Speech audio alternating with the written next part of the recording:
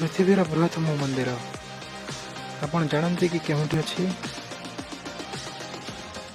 3.6 किमी परिव्याप्त प्राचीर 5 किमी परिधिर खाई मध्य 213 फुट उच्चता विशिष्ट यह विशाल मंदिर हजार वर्ष अधिक पुराणा होईपर यह मंदिर केउठी अछि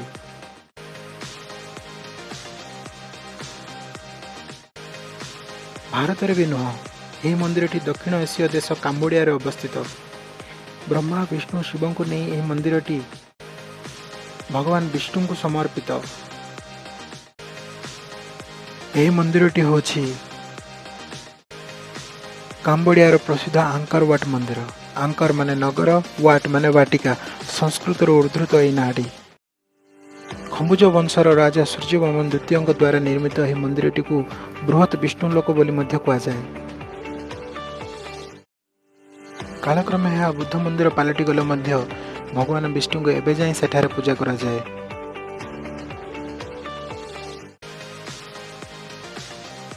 यह मंदिर को मेरु पर्वतर परिकल्पना रे निर्माण करा जाय अछि।